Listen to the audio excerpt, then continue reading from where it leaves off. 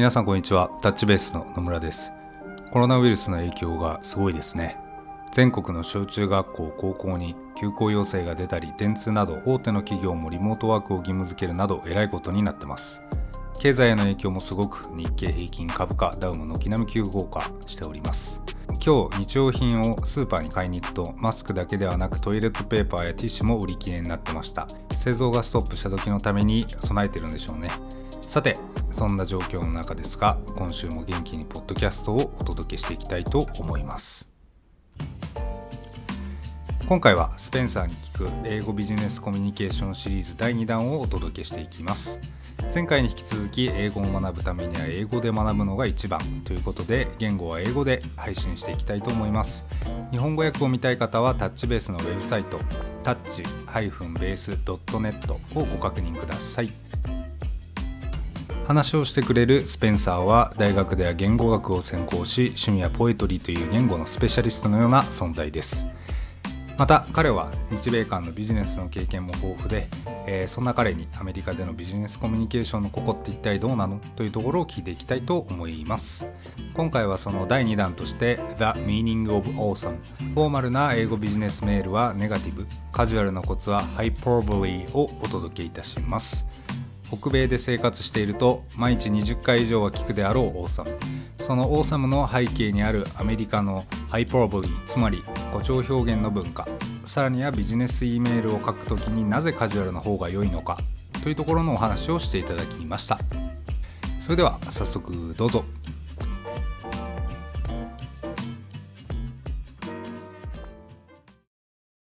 The meaning of awesome. In corporate American conversation or business setting, you'll hear many different kinds and levels of exaggeration or hyperbole that mean many different things. Hyperbole just means that when we say a word that is sort of larger than the truth. So, for example, the word awesome, which is the title of this podcast, if you look at the American dictionary definition for awesome, it means extremely impressive, daunting, inspiring, great fear, admiration, apprehension. But this is in real life, in American culture, awesome is used much differently.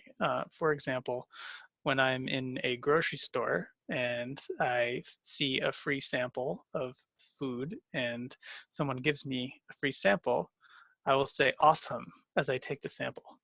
Now, I think it's pretty clear here that I'm not talking about inspiring great admiration. I'm not afraid of these grocery snacks. What I mean in that situation is I'm just simply saying thank you. And I use words like awesome, perfect, totally cool, super great, things like this. I use these in a lot of sort of casual situations with everyday people. But, when you're really trying to compliment someone, it can be tempting to simply add more compliments. So, if you see a cool product at a convention or something, it might be easy or tempting to say, oh, well, this product is truly the most awesome, best, product I've ever seen. But unfortunately, if you say this, you'll come off as tacky or sloppy or simply insincere. But it's interesting. I mean, why? If we stack compliments, won't they become more meaningful? And I think this goes back to what I said earlier with hyperbole. Hyperbole is very closely related to body language. And we talk a lot about context and how much context matters. But it can be very difficult to understand hyperbole without the body language around it. My tone, other things matter a lot. The tone of what I'm saying, how quickly I'm speaking. In any case, it's very easy to sort of pick things up and get the essential meaning. With the case of the food sample, if I really did feel their product was more than just awesome, as I said before, just adding positive language won't help. In that case, the vendor will likely find it more meaningful if I compliment a detail of the food or ask a question, since it shows that I have taken the time to be more interested in the product. I found always this is a much sort of better way to say, oh, the cheese on the bottom of this cracker is so great, or, where did this particular product come from? Just getting into it shows that you are more interested. If you just say, oh, that product is awesome, it doesn't communicate that you actually believe that their product is good, which can be confusing because especially if you're presenting product or an idea, almost everyone will tell you, hey, that was really cool, or that was so great. But you should be careful with these comments because a lot of those times, those things can actually just be sort of a way of being polite. But in situations where you're in the same room as someone else, there's a lot of different data points you'll be able to collect in order to confer and identify the meaning of the person who's trying to speak to you. So even if maybe your English isn't so good or your Japanese isn't so good, you'll still kind of be able to understand what they're saying because of their body language, because of who they are, because of a bunch of different factors. So language matters less in those cases, which is why, when I tell my vendor, hey, awesome, he understands what I mean, not only from my voice, but also because, hey, we're in a grocery store. I don't truly think his product is great. Sounds super obvious, right? Of course, anyone can sort of understand this. But when we switch to written communication, suddenly all of this goes away. You don't know, there's no tone in an email. People lose confidence right there when it's suddenly time to sort of communicate, especially with a US or American cultural English speaker. In the case of Japan, or in my experience with Japanese communication, there's sort of a very rigid code and a very formalized way of communication. So especially for written content, you don't need so much context because there's so many different forms that identify meaning. But in American English, people just want to be casual.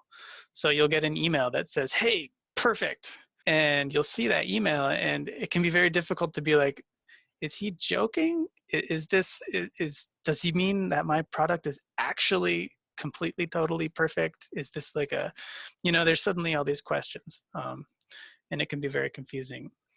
I'll read you an email that I received last fall. Here's the email. Spencer, perfect. See you at the university around 11:30 a.m.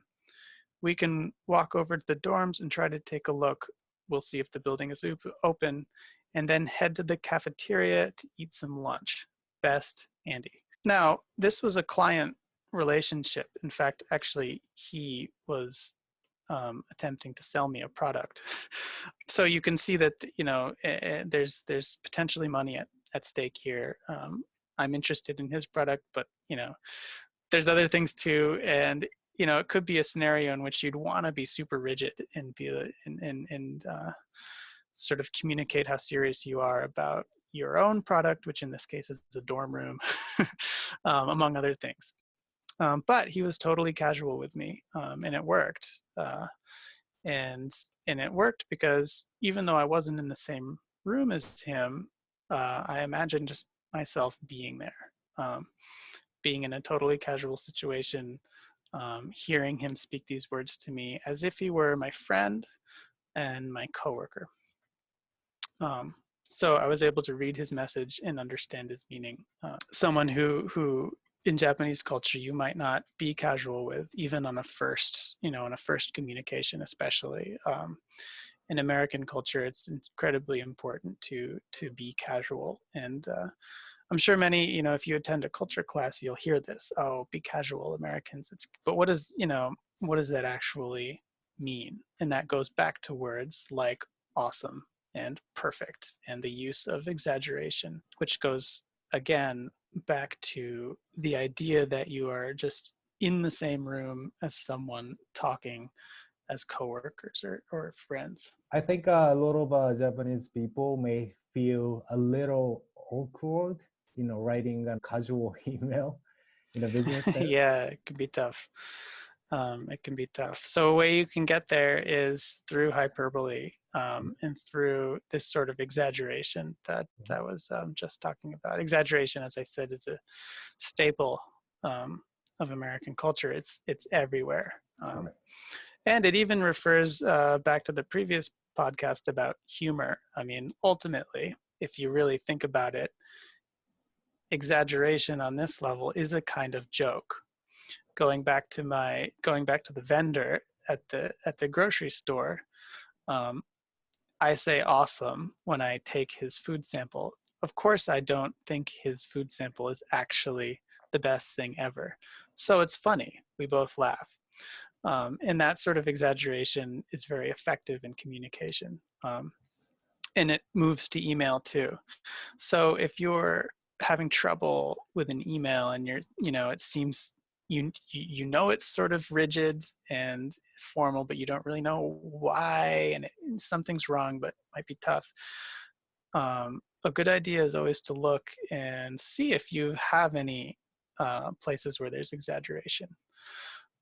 And if so, it might be good to add something in, like, wow, that was so great, or thank you so much, or that was just the best performance, or something. Just find a way to compliment someone and then bring it up one notch. But at the same time, don't go overboard with like 6 compliments in a row, because again, as I say, you'll come off as sort of you come off as tacky. I have a question to ask. So what kind of impression would you get when you see really formalized email? I think it's the police. Like it makes me really nervous. I get very formal letters from the IRS, which is the tax service. When I'm in trouble is when I receive formal emails. It always makes me feel unhappy. When I have been rejected in business, the rejection is always very formal. It's always like, "Dear Spencer Thurlow, we appreciate your business, but at this time we feel it's not right for us." And it gets very, very, very formal very quickly. Right. And so when I see something like that, or when I see a very formal subject in an email, I think, oh no, they're mad. Like what? Like something bad has happened. Okay. And it's almost always negative. When I was shortlisted for a very, very famous award last year, and I got the letter for the nomination letter, and it was so casual. It was from the director, and it was like, "Hey Spencer, just letting you know, like you're on the short list for this big award. Thanks." But in another example, I submitted some work to a magazine. I was trying to have some work published in a magazine. They didn't like it. So I got an email back saying, "Dear Mr. Thurlow, we humbly appreciate your, but at this time," it was like super, super tough language. So that's sort of an example, a good example of how formality plays out in the United States, at least with my experience.